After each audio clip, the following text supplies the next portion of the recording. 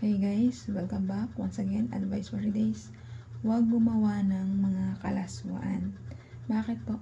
Nasa 10 utos po yan. Huwag kang makikipag-apig, huwag kang manloloko, huwag kang mananakit ng kapwa mo, huwag kang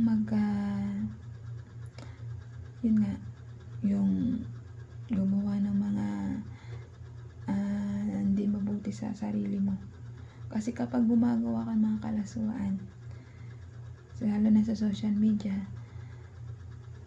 pinapakita mo yung mga part ng katawan mo, hindi mo naman dapat ipakita. Hindi po kasi maganda yung sa mata ng Diyos Amay.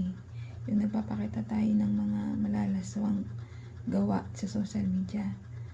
Bakit po? Para makahawak tayo ng million views? Hindi po doon kalugod-lugod sa mata ng Diyos yung pagpapakita natin mga hubot-hubad nating katawan dito sa social media para lang magpapansin, para makahakot ng maraming views.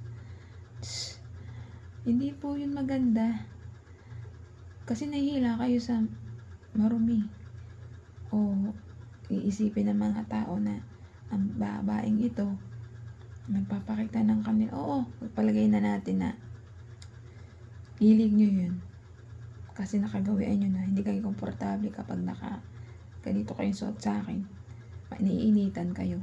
Pwede kayo magsuot sa loob ng bahay nyo, pero pag lalabas kayo, konting konsiderasyon naman ng pagrespeto sa sarili nyo. Pwede kayo magpa-sexy sa loob ng bahay nyo, walang maraming taong nakakakita. Oo, malaya kayo dahil bahay nyo yun dahil wala naman gano'ng nakakita Pero pag lalabas na kayo at maraming nakakakitang tao, ay respeto sa sarili nyo. Kasi hindi nyo na po minamahal ang sarili nyo, binabastos nyo na po. Lalo-lalo na nagpo-post pa ako kayo sa social media. Hindi po ako perfecto, gawain ko po yan dati. Pero ngayon nagbago na po ako. Hindi ko na po yung ginagawa. Oo, hindi ako perfectong tao. Pero pag nakikita naman po natin na ganito, baguhin po natin yung sarili natin, magkaroon po tayo ng respeto. Ako dati wala rin po ako respeto sa sarili ko Pero hindi ko po binago yun. Dahil lang po nakikita ko hindi po tama po yung ginagawa ko. Dahil lang po na parang hindi ko na po siyang ginagalang yung respeto yung sarili ko. Magkaroon po tayong respeto sa sarili natin. Kapag po tayo may respeto sa sarili natin, nagiging matuwid po tayo, nagkakaroon po tayong Diyos Ama sa ating pagkatao. Hindi po natutuwa ating Diyos Ama sa pinagagawa nating mga kalaswaan sa social media, pag-ubutubad natin sa social media. Hindi po maganda yun.